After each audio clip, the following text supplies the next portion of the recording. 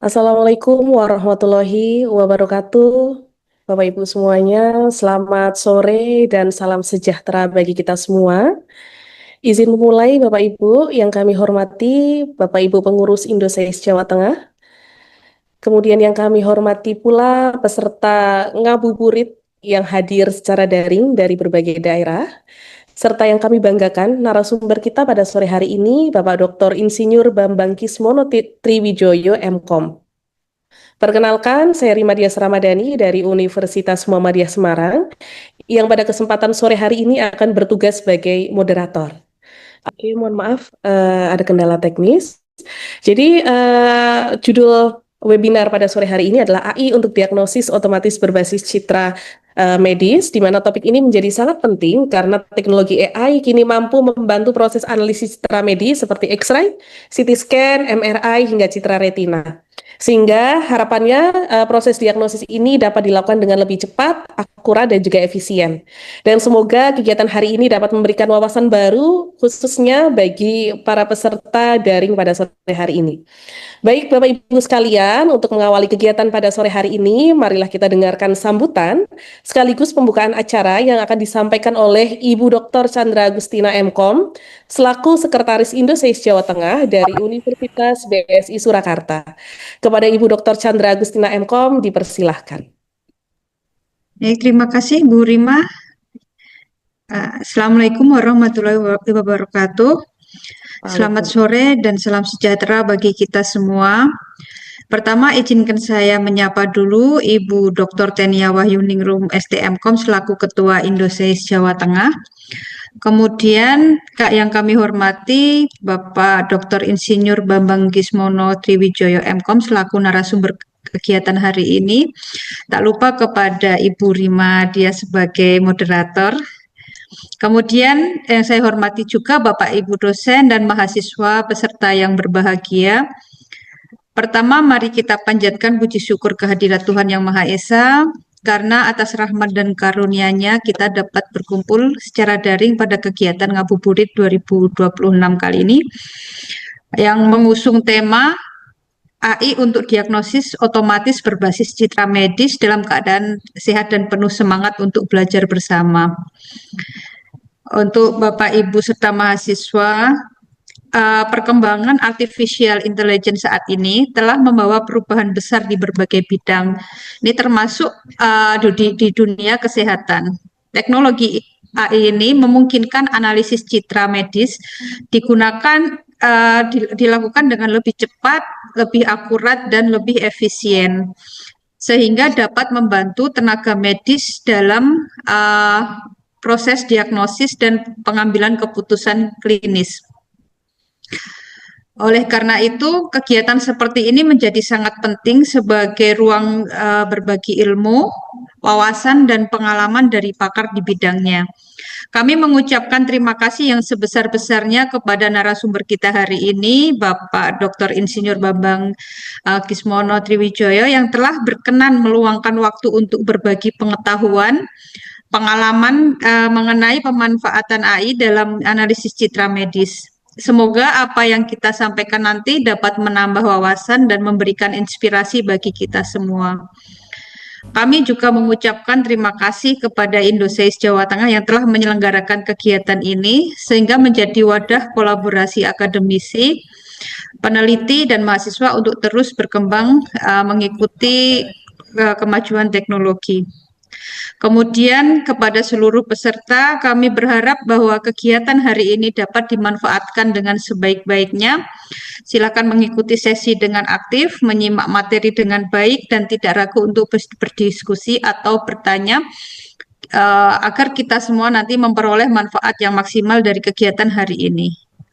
Akhir kata semoga kegiatan Ngabuburit 2026 ini dapat berjalan lancar dan memberikan manfaat yang besar bagi perkembangan ilmu pengetahuan, khususnya bidang artificial intelligence dan penerapan di dunia kesehatan. Demikian yang dapat saya sampaikan. Terima kasih. Wassalamualaikum warahmatullahi wabarakatuh. Waalaikumsalam Waalaikumsalam warahmatullahi. warahmatullahi wabarakatuh. Terima kasih kami ucapkan kepada Ibu Dr. Chandra Agustina MKOM atas sambutan sekaligus melakukan pembukaan acara pada acara ngabuburit pada sore hari ini dan semoga acara ini membawa berkah dan juga manfaat bagi kita semua. Amin ya robbal alamin.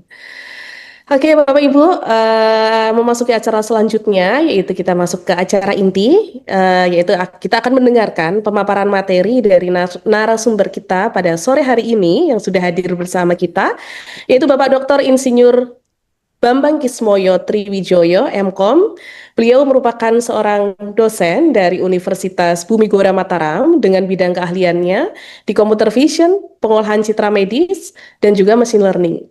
Kemudian beliau juga aktif dalam berbagai penelitian terkait deep learning, khususnya untuk analisis citra medis, termasuk beberapa penelitian terkait deteksi penyakit menggunakan citra retina, serta klasifikasi fenomenia berbasis CNN. Dan pada kesempatan kali ini, beliau akan menyampaikan materi mengenai AI untuk diagnosis otomatis berbasis citra medis. Mari kita mendengarkan langsung dari narasumber kita sore hari ini. Kepada Bapak Dr. Insinyur Bambang Kismono Triwijoyo MKOM, waktu dan tempat kami silahkan. Oke, baik. Terima kasih Bu Rima. Bismillahirrahmanirrahim. Assalamualaikum warahmatullahi wabarakatuh. Waalaikumsalam warahmatullahi wabarakatuh. Yang kami hormati Ibu Tenia, Ketua Indonesia Jateng ya, juga Ibu Chandra Agustina yang telah membuka acara sesi ini. Yang ini merupakan seri keempat ya, kalau nggak salah ya, dari kolaborasi ya, ada Indonesia Jawa Tengah. Saya sendiri kebetulan di Nusa Tenggara Barat, posisinya di Universitas Bumi Gora.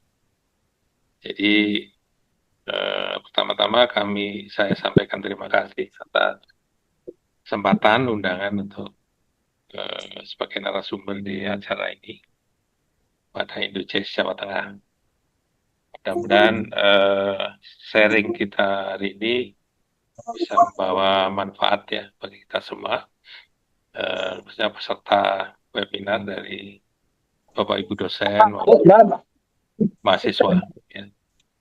Jadi mohon izin bisa saya share screen Bu Rima?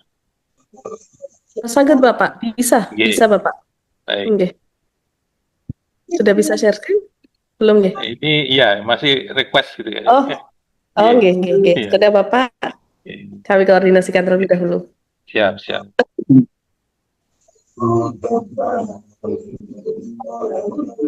Oke, sudah bisa Bu Rima. Sudah bisa ini.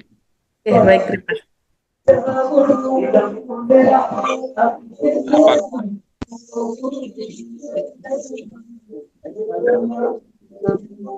Mohon Bapak Ibu yang belum mute, mohon untuk di-mute karena suaranya bocor masuk. Baik, terima kasih.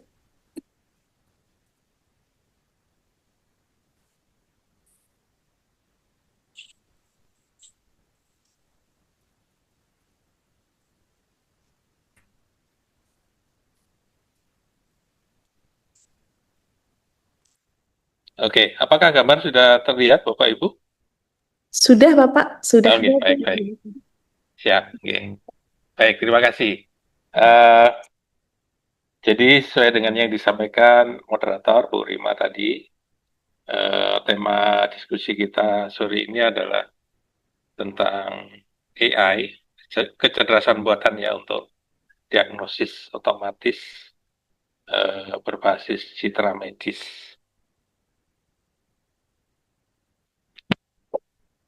Saya mulai dari latar belakang ya. Jadi seperti kita ketahui pertumbuhan data citra medis semakin meningkat ya dengan berkembangnya teknologi rekam medis ya untuk di bidang kesehatan.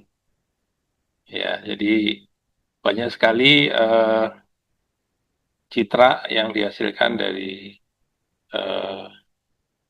di bidang medis ya, seperti dari alat MRI misalkan, kemudian juga digital patologi, ada funduskopi dan sebagainya. Kemudian juga di sisi lain, kalau analisis citra medis ini dilakukan secara manual akan sangat membutuhkan waktu dan juga kalau dilakukan oleh pakar ekspor misalkan, itu antara yang pakar yang satu dan yang lain biasanya ada perbedaan, gitu ya. Kelemahannya di situ kalau dilakukan secara manual. Di samping membutuhkan waktu juga tergantung unsur subjektifnya pakar, gitu ya, hasilnya. Yang ketiga, beberapa pola penyakit ya berdasarkan citra medis ini bersifat subvisual, di mana sangat susah ditangkap oleh pengamatan manusia. Jadi dia harus melalui observasi yang lebih dalam, gitu. Nah, maka disinilah peran dari AI ya dalam ini untuk membantu melakukan deteksi analisis citra yang punya pola kompleks, gitu ya. Jadi beberapa itu berdimensi tinggi, ya. Kemudian juga AI ini dapat mengkuantifikasi objektif. Jadi berbeda kalau secara manual, setiap pakar kemungkinan bisa menghasilkan hasil yang berbeda, tapi lalu kita menggunakan teknologi AI, hasilnya objektif, gitu ya, dan bisa diulang, gitu ya.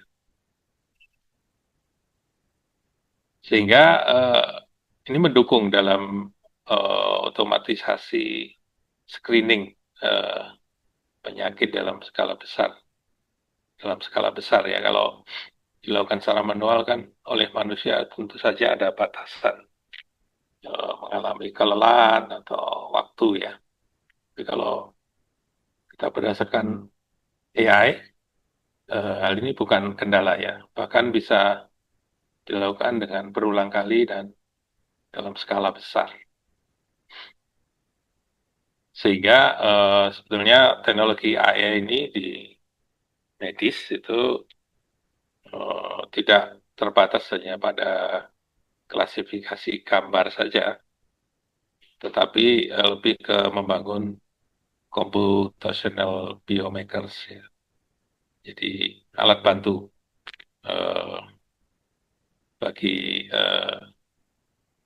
ahli dalam ini dokter ya, untuk melakukan screening atau analisis citra. Nah, ini ada contoh gambar di bawah,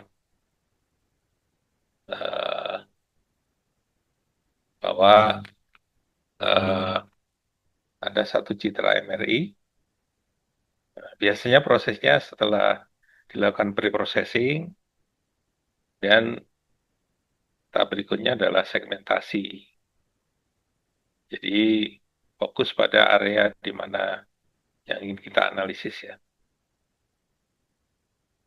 tergantung region of interest-nya. Kemudian juga dilanjutkan setelah itu segmentasi adalah ekstraksi fitur ya. Fitur-fitur yang mengindikasikan ada ketidaknormalan ya pada organ yang hasil pencitraan. Ya, bisa berupa pola-pola untuk penyakit tumor misalkan ya. Nah, ini nanti diekstraksi fiturnya, lalu dilakukan seleksi fitur. Jadi fitur-fitur yang paling dominan berpengaruh itu yang kita pilih, lalu dilakukan analisis, dan terakhir dievaluasi dengan machine learning atau deep learning ya. Nah, sekarang kita akan mendiskusikan beberapa jenis pencitraan medis beserta karakteristiknya. Yang pertama adalah radiologi. Jadi ini contohnya adalah CT scan, komputer tomografi, MRI, magnetic resonance, kemudian juga X-ray. Ya. Ini adalah teknologi-teknologi yang menghasilkan pencitraan medis 3 dimensi dengan resolusi tinggi, tetapi kelemahannya juga banyak mengandung noise yang muncul akibat dari artefak alat. Jadi alat-alat X-ray maupun MRI itu kadang ada gelombang yang tidak kita inginkan yang terekam pada hasil citra. Nah itu harus kita lakukan preprocessing untuk menghilangkan noise. Kemudian oftalmologi ini meliputi citra fundus retina mata, OCT ya. Ini strukturnya adalah vaskuler, jadi cocok untuk proses segmentasi, untuk deteksi pembuluh yang ada di dalam citra retina. Ini dihasilkan oleh alat yang khusus untuk merekam funduskopi ya, citra fundus. Dan yang ketiga adalah histopatologi, ya ini menggunakan teknologi ultra high resolution gigapiksel biasanya ya kerapatannya. Ini untuk jaringan ya, analisis mikroskopik. Jadi setelah jaringan hasil biopsi diambil dari pasien ya, pada bagian yang diduga ada ketidaknormalan, tumor atau kanker. Nah itu kemudian diperbesar ya menggunakan alat, dan kemudian baru diambil pencitraannya. Ya, ini contohnya adalah gambar pemeriksaan histopatologi granulomatosis. Gitu. Ini sampel jaringan yang diambil kemudian diperbesar tentunya ya, dan baru direkam. Ya. Nah,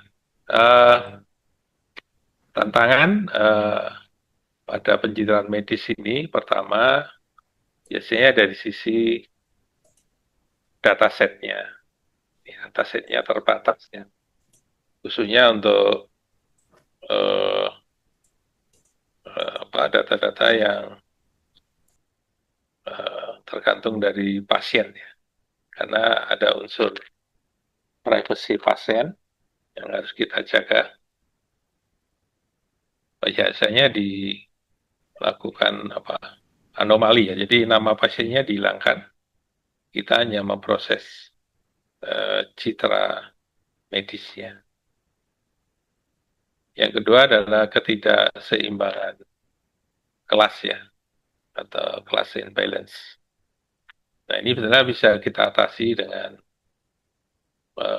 data balancing ya, beberapa algoritma bisa kita gunakan untuk menyeimbangkan data. Dan yang ketiga, variasi alat ya, jadi berbagai macam alat yang menggunakan protokol untuk akuisisi berbeda-beda. Jadi di bawah ini ada peralatan CT, kemudian MRI, ada yang PET ya, ini nuklir ya, berbasis nuklir. Ada yang berbasis gelombang suara ya, ultrasound. Sehingga dari berbagai alat ini mempunyai protokol yang berbeda-beda. Jadi kalau kita ingin melakukan analisis multimodal biasanya, atau dari berbagai pencitraan yang berbeda-beda alat, itu nanti akan terjadi variasi. Nah, ini harus kita atasi dengan normalisasi. Selanjutnya, kendala berikutnya atau tantangan lainnya adalah dalam hal pelabelan ya. Pelabelan data ini khususnya untuk yang dataset ya. Set untuk klasifikasi misalkan yang memerlukan pelabelan ya untuk dipakai pelatihan mesin untuk klasifikasi. Nah, ini perlu butuhkan pakar dokter spesialis ya yang kompeten dalam melakukan pelabelan sehingga modelnya akan lebih akurat. Kemudian yang terakhir adalah kebutuhan interpretasibilitas model AI-nya. Jadi model yang kita buat itu harus berdasarkan acuan pakar gitu ya, supaya tidak salah. Kita harus menggunakan bantuan pakar dalam ini ya.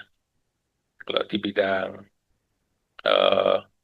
kita deteksi penyakit dari tumor ya berarti spesialis penyakit tersebut ya. Kemudian ini adalah pipeline untuk pencitraan medis. Biasanya dari citra itu langkah awal pertama adalah pre-processing ya. Di sini kita melakukan beberapa proses untuk supaya gambar yang tadi ada noise misalkan itu kita hilangkan noise-nya sehingga mendapatkan gambar yang lebih ideal. Atau dari sisi dimensi misalkan kita bisa perkecil ya untuk menurunkan kompleksitas nanti pada saat dilakukan pelatihan model. Lalu berikutnya adalah kalau kita menggunakan algoritma handcraft itu dilanjutkan dengan segmentasi lalu ekstraksi fitur. Tapi kalau kita menggunakan pendekatan deep learning CNN misalkan, maka ekstraksi fitur ini sudah dilakukan oleh model ya CNN di lapisan convolutional itu adalah mengekstraksi fitur sebetulnya ya. Jadi dari input ini kita menggunakan mesin learning.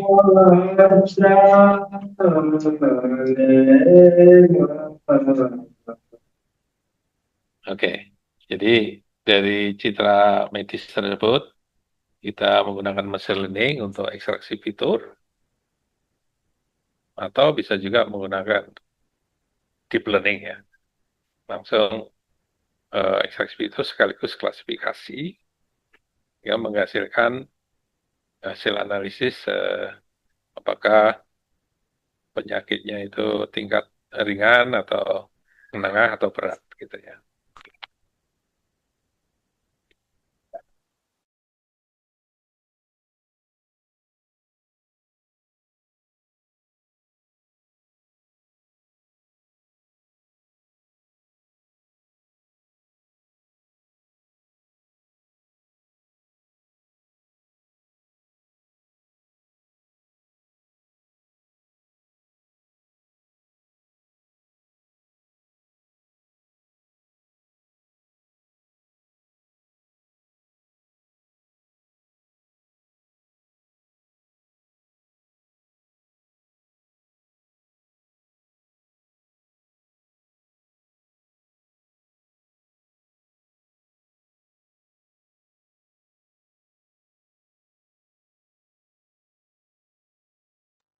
Baik Bapak Ibu, mohon ditunggu, mungkin sedang ada kendala jaringan dari Pak Bambang.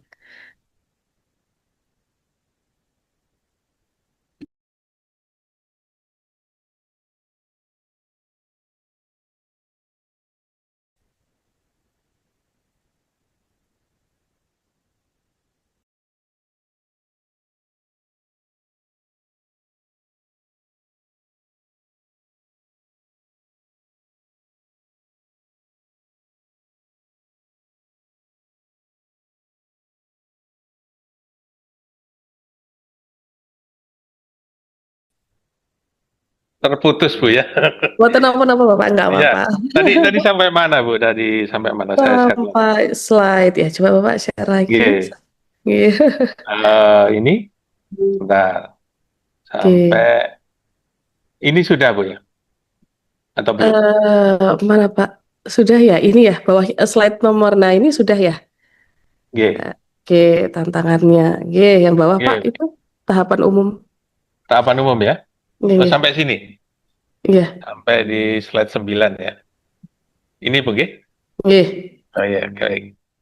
Oke, mohon maaf Bapak Ibu ada kendala teknis tadi.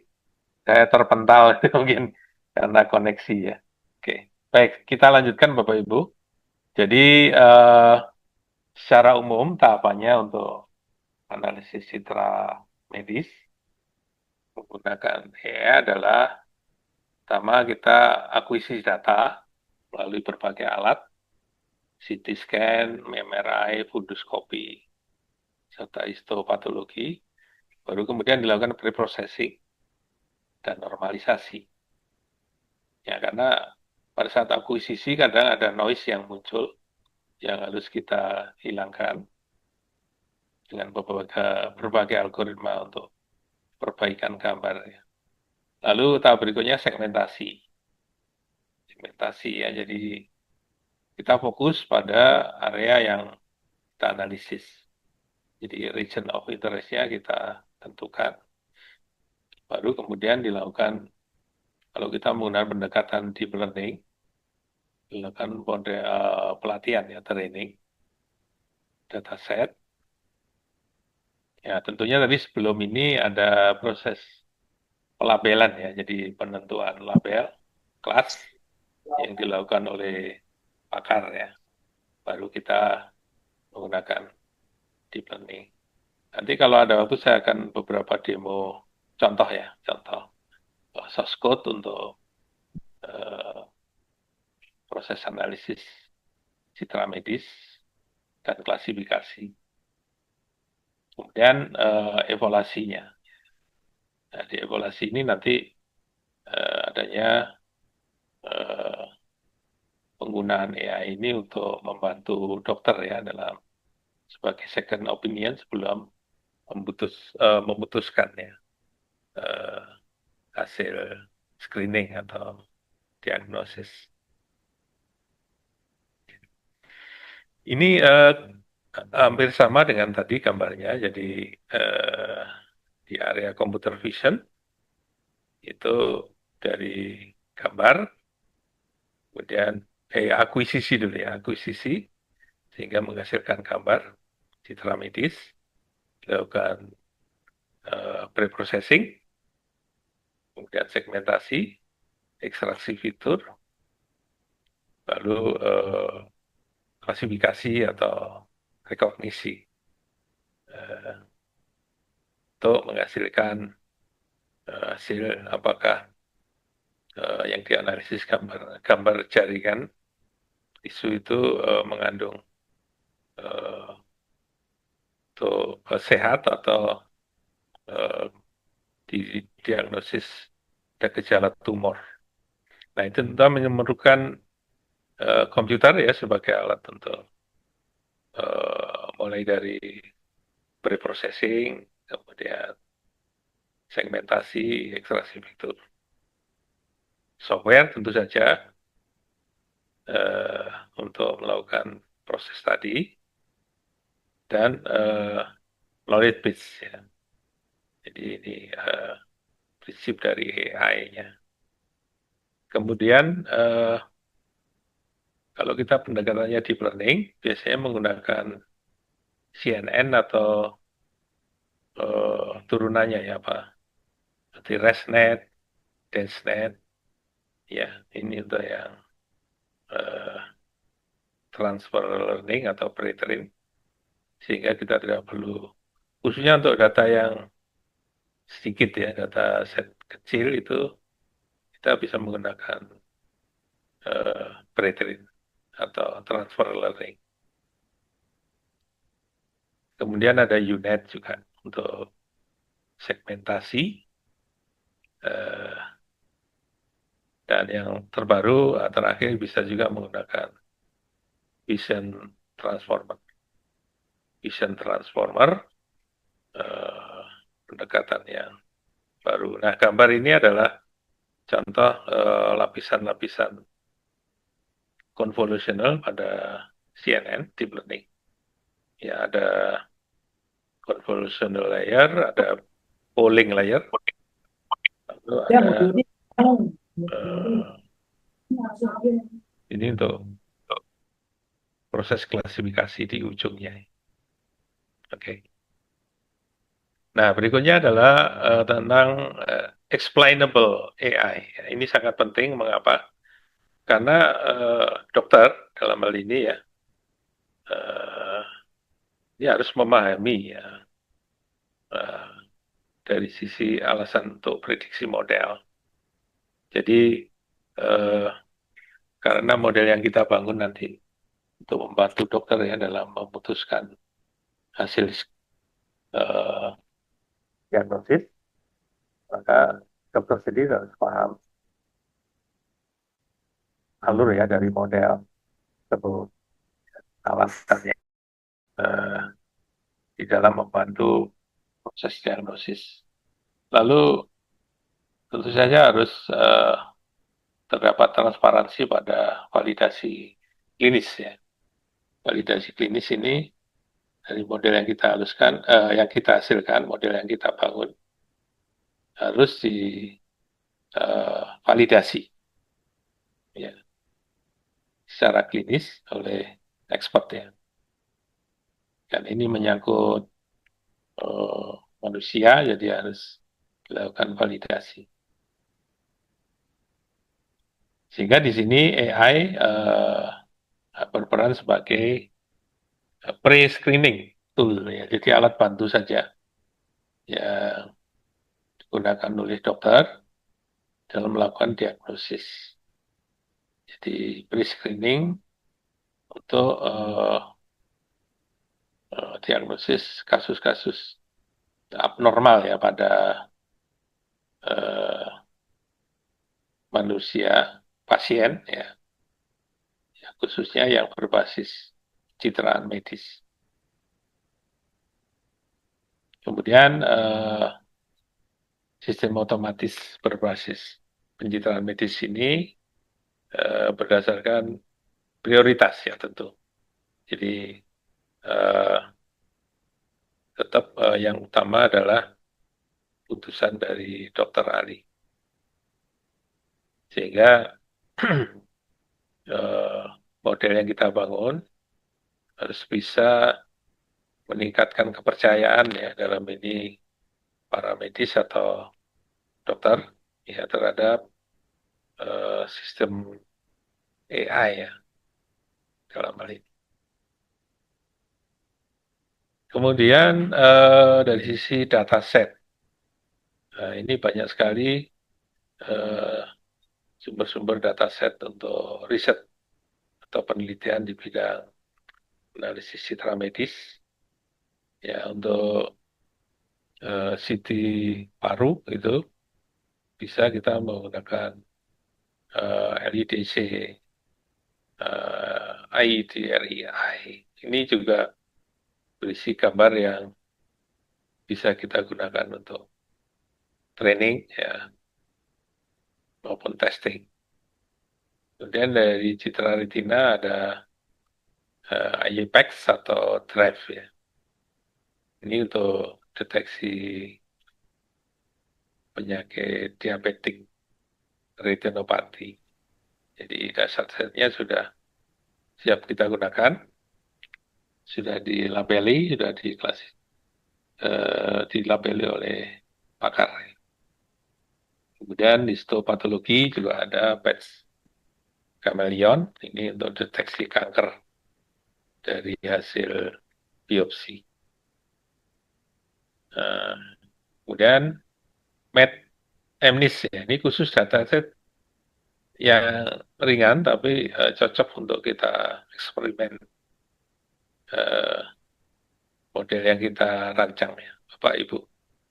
Di medical MNIST ini ada untuk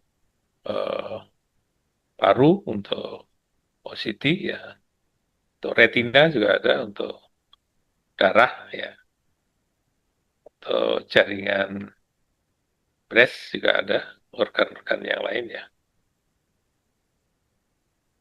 bisa kita pakai.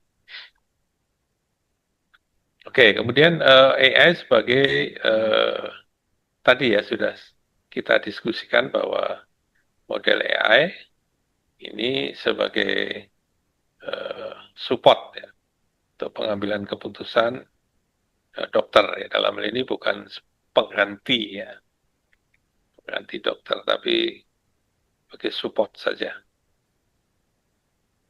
Jadi semacam clinical decision support system ya, untuk memberikan second opinion yang berbasis data. Nah, biasanya peran AI itu dibutuhkan untuk pertama menyoroti area yang dicurigai ya, itu terdapat gejala kanker atau tumor gitu ya. Kemudian juga bisa mengkuantifikasi ukuran, volume, tekstur dan sebagainya. Ini tidak bisa dilakukan dengan manual mata biasa, harus dengan program atau algoritma tertentu ya. Nanti akan saya demokan beberapa contoh tentang ini. Ini juga membantu monitoring keadaan pasien dari waktu ke waktu ya. Itu oleh dokter tentunya. Tapi keputusan akhir tetap pada klinis ya, atau dokter. Jadi dokter dalam mengambil keputusan hasil diagnosis itu tidak hanya berdasarkan citra medis, tapi dia juga berdasarkan hasil lab gitu ya. Karena AI sendiri saat ini belum ya secara holistik ya, memiliki reasoning. Jadi harus masih di tangan seorang dokter keputusan akhir. Kemudian ya ini syarat untuk model AI harus explainable tadi ya, transparan.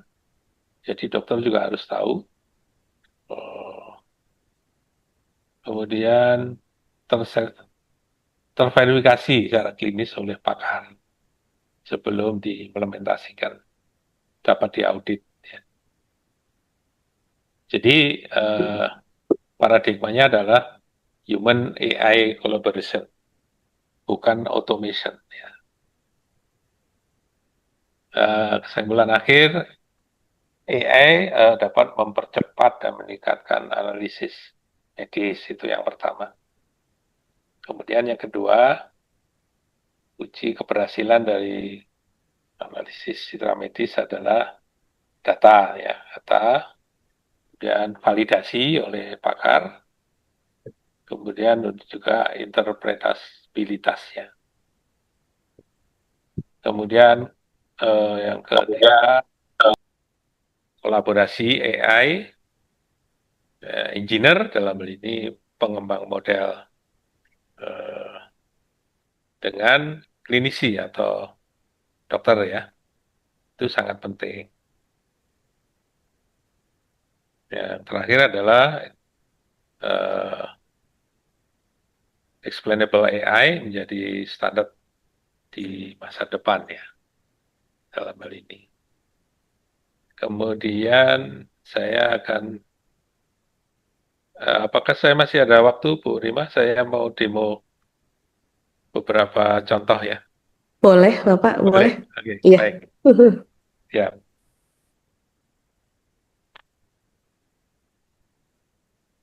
Oke. Ini adalah Bapak Ibu, nanti ini saya share juga siapa tahu ada yang berkenan untuk coba. Ini adalah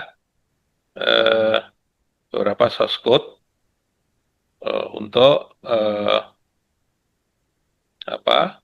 pemrosesan citra medis ya, dengan menggunakan Python ya, Jupyter Notebook di Anaconda, atau bisa juga pakai Google Colab. Nah, kita harus mengimport beberapa library, Bapak Ibu. CV2 ya untuk computer vision atau OpenCV ya. Kemudian NumPy ini untuk perhitungan numerik ya. Kemudian Matplotlib untuk penampilan gambar dan grafik. Kemudian juga beberapa filter untuk pre-processing itu bisa kita ambil dari library Skymits. Skymits ini juga kita butuhkan nanti untuk proses-proses segmentasi dan pre-processing ya. Oke. Kemudian kita butuh library Torch juga untuk dataset yang mengimport dataset. Oke, kalau Bapak Ibu belum ada library-nya bisa diinstal library ya, kemudian PIP, kemudian install dan seterusnya. Tapi kalau sudah ada terinstall, ini tidak perlu, khusus untuk sel ini tidak perlu dijalankan. Kemudian ini beberapa fungsi untuk pre-processing. Ya, di sini saya gunakan objeknya gambar citra retina ya. Ada proses Gaussian, blur untuk perbaikan gambar, normalisasi, ya. Kemudian untuk Optics area, jadi optic disc itu adalah bagian dari citra retina yang terang ya. Dan ada optic cup, ya, optic disc dan optic cup, lalu ini menghitung rasio antara optic disc dan optic cup. Nah, seperti ini yang diperlukan ya, peran dari AI untuk mengkuantisasi beberapa fitur yang tidak mungkin dilakukan secara manual. Ya. Oke, berapa fungsi, kemudian akuisisi. Nah, ini gambarnya dalam bentuk citra, ya, citra. Nah, ini yang disebut optic disc yang bagian terang ini, optic disc lalu optic cup. Ini pembuluh darah arteri dan vena yang ada di retina Bapak Ibu. Kemudian kita biasanya membatasi bagian region of interest-nya, ROI, seperti ini.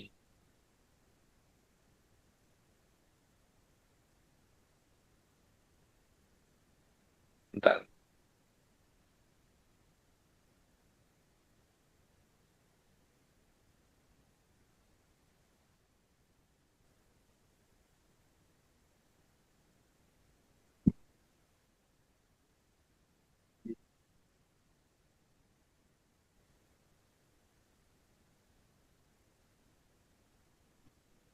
Saya share lagi, bentar, tadi terputus.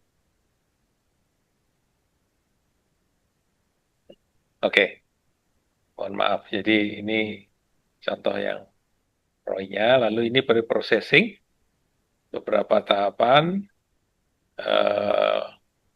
jadi citra input aslinya, kita ambil yang kanal hijau, biasanya yang sering dipakai adalah yang kanal hijau, ini RGB, kemudian proses Gaussian, filter, kemudian kita menggunakan perbaikan gambar, histogram, coalition. Nah, ini adalah max-nya ya, VOV untuk max. Lalu berikutnya adalah segmentasi. Di proses segmentasi, nah ini adalah bagian yang terang optik disk tadi, kita segmentasi, ya, kemudian kita lakukan pengukuran, ya, rasio antara optik disk dan optik cup-nya ya, dua itu Bapak Ibu. Sehingga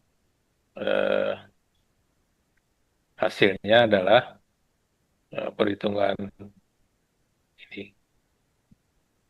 Jadi ini area untuk optik disknya sekian, ini optik cup-nya, lalu ini rasionya. Nah, rasio cup to optik disk ini penting untuk menentukan tingkat dari apa penyakit ya, penyakit diabetik retinopati. Jadi kalau ini tadi rasionya ketemu 0,2559, ini masih kategori risiko rendah atau normal. Ya. Nah, nanti tentunya dokter yang akan melakukan analisis lebih lanjut. Ya, oke. Kemudian satu lagi, ini untuk klasifikasi apa menggunakan CNN ya. Jadi ini untuk import library, kemudian ini penentuan posisi ya direktori dari datasetnya, ukuran gambar, lalu jumlah iterasi. Nah, preprocessingnya meliputi ini untuk biasanya kita menggunakan image generator ya, image data generator untuk melakukan augmentasi data ya. Kalau kita mempunyai data yang jumlahnya terbatas, kita bisa lakukan augmentasi. Dilakukan perubahan skala, kemudian rotasi dan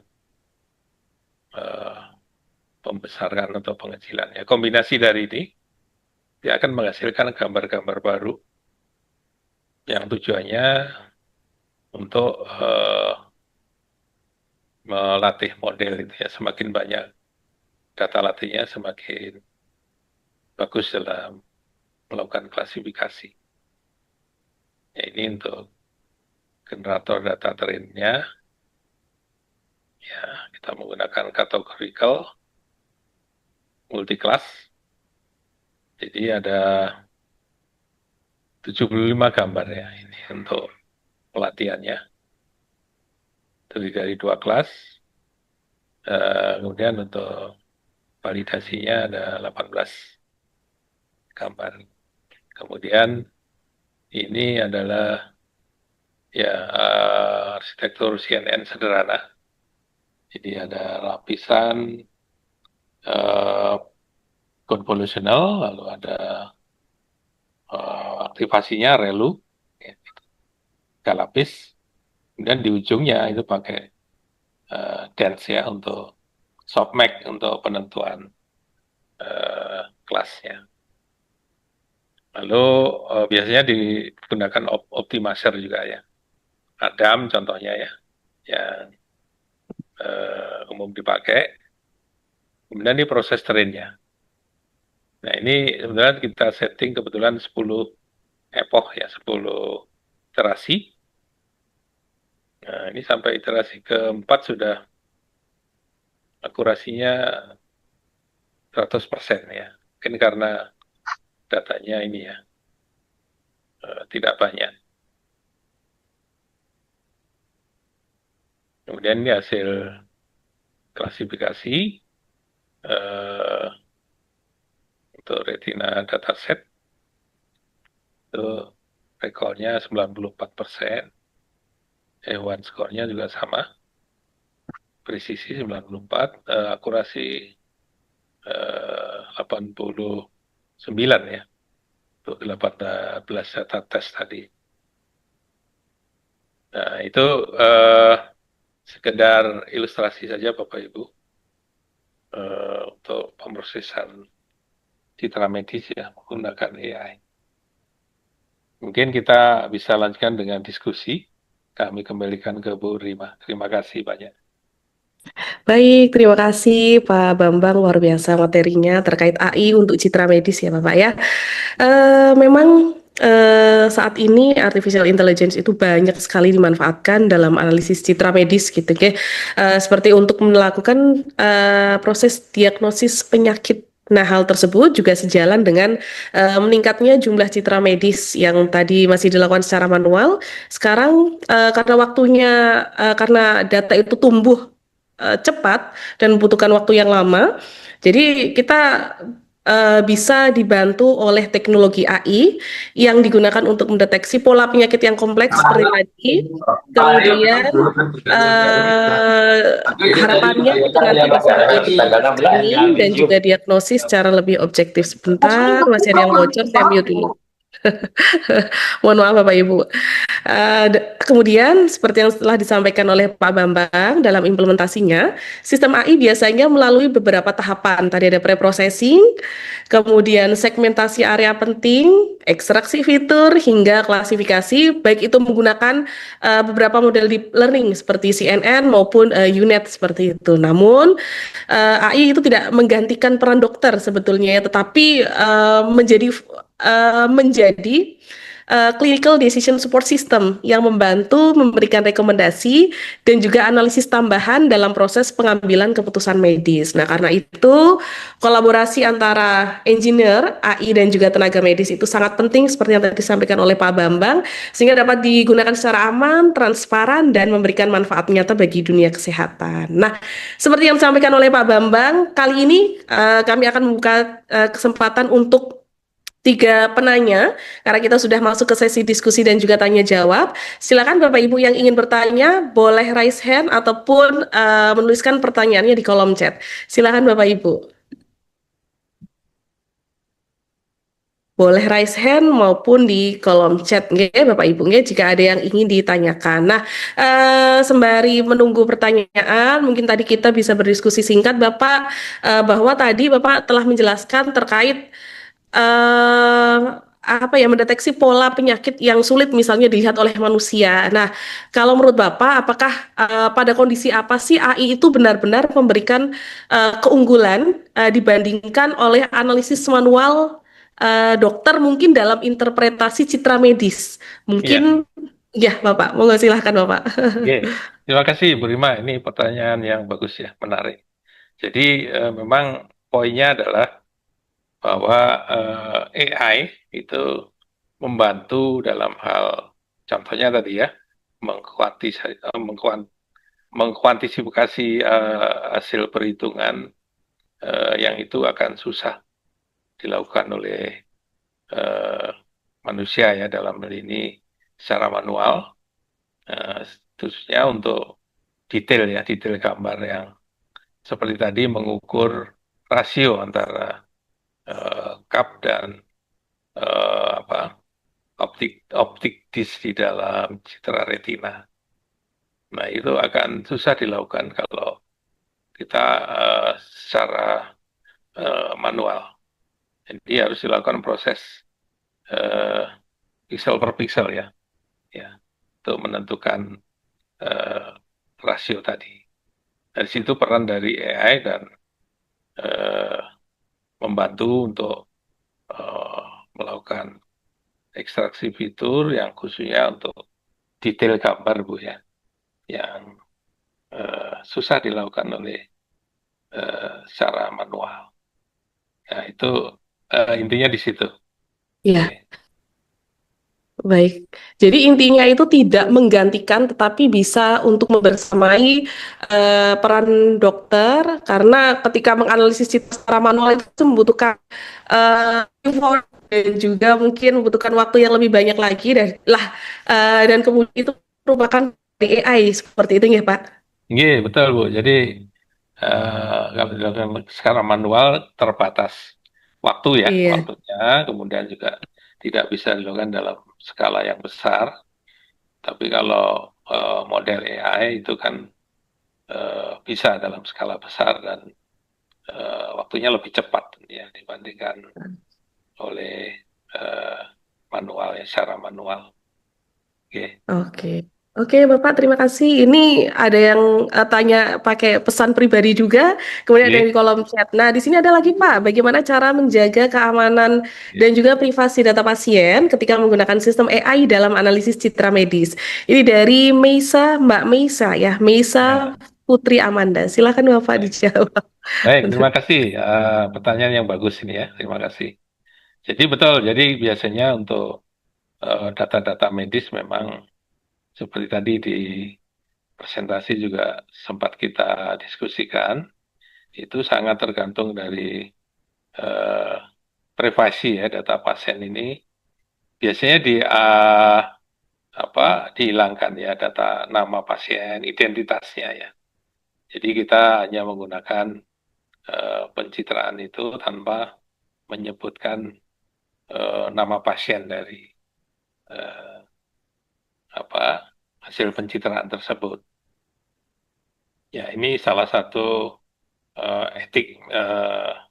etika ya yang harus kita lindungi ya, privacy dari data pasien. Jadi eh, tanpa menggunakan identitas nama pasien itu betul ya. Jadi seperti itu. Oke. Oke. Mudah-mudahan sudah terjawab. Baik, semoga sudah menjawab ya, Mbak Meisa. Baik, selanjutnya di sini ada yang raise hand, silahkan. Mas Surya Rama. Permisi Bapak, izin Ya, bertanya. silakan. Oke. Seperti contohnya dalam pengembangan sistem AI untuk citra medis kan yang sekarang dikembangkan, itu mungkin muncul tantangan seperti keterbatasan dataset. Mhm. Contohnya mungkin ada kebutuhan label dari dokter spesialis. Betul. Secara Ya. khusus dari pandangan Bapak sendiri itu mungkin nanti strategi apa yang paling efektif untuk mengatasi tantangan tersebut, Bapak? Baik, Terima terima kasih. kasih. Pertanyaan yang bagus, Mas Surya. Jadi biasanya yang pengalaman saya memang agak susah ya mendapatkan data ya. Nah, kita bisa menggunakan dataset yang sudah dipublish ya secara umum untuk pengembangan model. Jadi di beberapa repository seperti UC, kemudian GitHub, kemudian banyak sekali ya sumber-sumber dataset yang bisa kita pakai ya. Nah, nanti kalau modelnya sudah kita uji dengan data publik tersebut, kita bisa tes dengan ya, data yang primer ya dari rumah sakit misalkan. Tentunya harus melalui prosedur perizinan dulu ya. Ya. Karena ini menyangkut data pasien privasi yang tadi itu harus dijaga ya untuk menguji ya, model kita. Kemudian juga model kita harus kita validasi juga ke pakar ya tentunya untuk memastikan bahwa model ini valid dan akurat. Begitu Mas Rama. Kemudian bisa terjawab ya. Ya. Baik Bapak, terima kasih atas penjelasannya. Iya, sama-sama Mas Surya. Baik, terima kasih Mas Surya Rama yang sudah raise hand. Kemudian di kolom chat ternyata rame Bapak. Iya, Sangat betul, menarik betul. materinya ya. Mungkin Ya. kita cek untuk dua penanya saja ya Pak ya. Iya, Mengingat baik. waktu sudah sore. Ya, Kami pilih pertanyaan dari Bapak Afandi Nur Aziz Tohari. Karena ke depan kita akan, pertanyaannya adalah, ke depan kita akan melihat perkembangan model deep learning seperti vision transformer dan juga explainable AI. Nah, menurut Bapak, bagaimana masa depan kolaborasi antara AI engineer dan klinisi dalam pengembangan sistem diagnosis berbasis AI? Terima ya, kasih. baik. Ya, ini pertanyaan menarik juga ini. Terima kasih. Jadi seperti tadi kita diskusikan, memang ini sangat penting ya, karena di sisi engineer kita sebagai perancang model AI untuk diagnosis medis ya, citra medis, itu kan tidak punya kompetensi tentang eh, pemahaman tentang penyakit tersebut. Ya. Di mana kompetensi itu hanya dimiliki oleh eh, klinisi ya, atau dalam hal ini pakar ya atau dokter spesialis ya. Nah, sehingga kita harus bekerja sama untuk membangun model yang kita rancang. Jadi memang harus kerjasama. Ini antara dua pihak ya yang harus berkolaborasi. Kita tidak bisa membangun model sendiri tanpa bantuan dari dokter ahli atau klinisi ya dalam ini pakar. Jadi penting ini uh, catatan penting ya dalam area untuk AI di dalam analisis citra medis ya. Harus ada peran dari klinisi ya, dokter ahli. Pertama untuk uh, memastikan ya, memvalidasi apakah model yang kita bangun ini betul-betul akurat ya, gitu. Terima kasih. Oke, baik. Semoga Ya. terjawab, Bapak Afandi, terkait pertanyaannya kolaborasi antara AI engineer dan juga klinisi. Baik, mungkin penanya terakhir yaitu yang ada raise hand ya. Silakan Bapak Khairan Marzuki, dipersilakan untuk menyampaikan. Baik, terima kasih. Eh, saya mau menanyakan beberapa hal mengenai materi webinar pada sore hari ini. Yang pertama, Pak Bambang mungkin sudah kenal saya sehingga saya tidak perlu memperkenalkan diri. Siap, siap. Ya, Ya. yang pertama, jika nanti model AI membutuhkan dataset citra medis yang besar, terlabel dengan baik dan berkualitas tinggi. Akan tetapi jika data terbatas, tidak seimbang atau memiliki kesalahan label, maka model akan menghasilkan biasanya prediksi yang kurang akurat, Pak. Nah, bagaimana cara untuk mengatasi sehingga nanti menemukan permasalahan seperti itu pada saat kita menggunakan tools AI untuk memprediksi citra medis dengan data hasil yang akurat, Pak Bambang. Demikian. Assalamualaikum warahmatullahi wabarakatuh. Waalaikumsalam. Terima kasih Pak Khairan Marzuki. Ini kolega saya. Baik, terima kasih Pak Khairan. Jadi pertanyaannya bagus sekali. Gimana kalau kita dihadapkan pada data set yang terbatas ya. Nah, ini salah satu strateginya adalah kita bisa melakukan augmentasi ya, salah satunya ya. Augmentasi adalah mengenerate data-data baru ya berdasarkan data yang sudah ada dengan berbagai perubahan. Tujuannya adalah untuk memastikan model kita ini bisa belajar dari banyak data. Jadi konsepnya kan semakin banyak data yang kita latih, maka dia akan semakin bisa mengenerate dalam model, dalam klasifikasi. Artinya semakin akurat hasilnya. Tapi kalau dasarnya terbatas atau mungkin tidak seimbang, ya harus kita balancing dulu ya. Kemudian kita augmentasi atau dengan pendekatan lain tujuannya untuk memperbanyak data, atau bisa juga kita mengkombinasikan ya data-data di data publik dengan data primer. Ya. Jadi gabungan dari itu nanti kita mendapatkan dataset yang lebih lebih banyak yang dilakukan untuk melatih model. Seperti itu untuk mungkin Pak Khairan Marzuki. Mudah-mudahan sudah terjawab ya. Oke, baik, Ya, terima Ya, kasih. baik, terima kasih Pak Bambang. iya, sama-sama. Terima kasih Pak Khairan Marzuki, kolega Pak ya, Iya, dan Pak Bambang. Oke, baik, terima kasih. Karena tadi sudah lebih dari 5 penanya, Pak Bambang. Mungkin baik. kita tutup ya Pak ya, untuk Iya, sesi tanya siap. jawab. Terima Atau kasih. mau Iya. nambah lagi, Pak? Ya, Kalau mungkin. ditambah lagi nanti makin lama makin sampai dengan buka ya Pak ya. Iya, itu betul. Karena luar biasa materinya memang sangat menarik Bapak ya, terlebih sekarang sudah ada explainable AI, kemudian citra medis dan lain sebagainya. Memang ini yang lagi in di masyarakat khususnya terkait research memang di area seperti ini otomatisasi AI. Iya. Ya, baik Bapak ada tambahan lagi Bapak?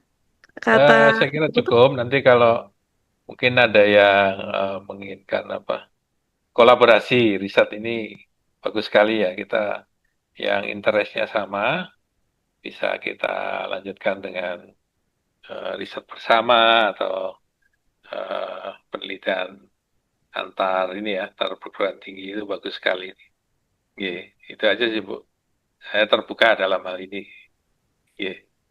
Oke, baik, luar biasa sekali Pak Bambang. Jadi Pak Bambang juga membuka peluang untuk saling berkolaborasi, baik itu antar di dalam perguruan tinggi maupun antar perguruan tinggi, supaya kita sinergi di dalam rumpun keilmuan kita masing-masing, khususnya di dalam citra medis dan juga AI, yang nantinya pastinya sesuai dengan slogan Ristek Dikti adalah berdampak seperti itu, nggak Pak? Nggak?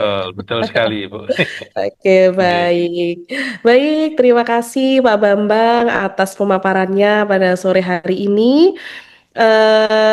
Semoga pemateri hari ini bisa bermanfaat bagi Bapak Ibu semua para peserta Ngabuburit 2026 ini. Nah, Amin. Iya. eh, baik Bapak Ibu sekalian, tidak terasa kita telah sampai di penghujung acara Ngabuburit 2026 pada sore hari ini. Sebelum acara ini selesai, izin Bapak Ibu, kami akan dokumentasikan terlebih dahulu. Silakan Bapak Ibu untuk open cam. Jadi ada beberapa halaman, ya. Ternyata pesertanya tadi hampir 200. Animonya luar biasa, Bapak. Oke, untuk halaman pertama kita capture, Bapak Ibu. Satu, dua, tiga. Oke, halaman kedua. Silahkan open cam 1, 2, 3. Baik. Halaman ketiga 1, 2, 3. Baik. Halaman keempat 1, 2, 3. Halaman kelima 1, 2, 3. Halaman keenam, wow. Oke, halaman ke-6 maksimal hanya 6 saja Bapak. Ternyata luar biasa Baik. sampai 6 halaman sore hari ini. Oke, alhamdulillah kita sudah sampai penghujung acara dan kami mengucapkan terima kasih yang sebesar-besarnya kepada Bapak Dr. Insinyur Bambang Kismono Triwijoyo MKom, karena kita juga baru ketemu ya Pak ya di acara daring Ya. sore hari ini, atas ilmu dan juga wawasan yang telah dibagikan pada kita semua. Dan kami juga mengucapkan terima kasih kepada Ibu Dr. Tenia Wahyuningrum STMKom selaku Ketua Indoseis Jawa Tengah. Kemudian Ibu Dr. Chandra Agustina MKom selaku Sekretaris Indoseis Jawa Tengah, serta seluruh peserta yang telah berpartisipasi dalam kegiatan sore hari ini. Ya, sebelum menutup acara, kami ingatkan kembali kepada seluruh peserta untuk mengisi kolom presensi kehadiran melalui link yang telah dibagikan di kolom chat. Nah, sebelum itu, izinkan saya berpantun, Bapak Ibu. Ya. Boleh cakepnya. Ya. Jalan sore menikmati senja, Cakep, berhembus terasa damai. cakep, Pak Odi. Hari ini luar biasa. Cakep. Semoga ilmu yang didapat membawa manfaat bagi kita semua. Terima kasih. Masya Semoga Allah. ilmu yang kita peroleh pada sore hari ini Ya, Bos, dapat ya. bermanfaat bagi kita semua dan sampai bertemu lagi di Ngabuburit 2026 selanjutnya. Atas nama saya pribadi, saya Rima Dias Ramadhani selaku moderator pada sore hari ini. Memohon maaf jika ada kesalahan. Terima kasih. Wassalamualaikum warahmatullahi wabarakatuh. Waalaikumsalam warahmatullahi wabarakatuh. Assalamualaikum warahmatullahi wabarakatuh. Terima kasih. Sore. Terima kasih.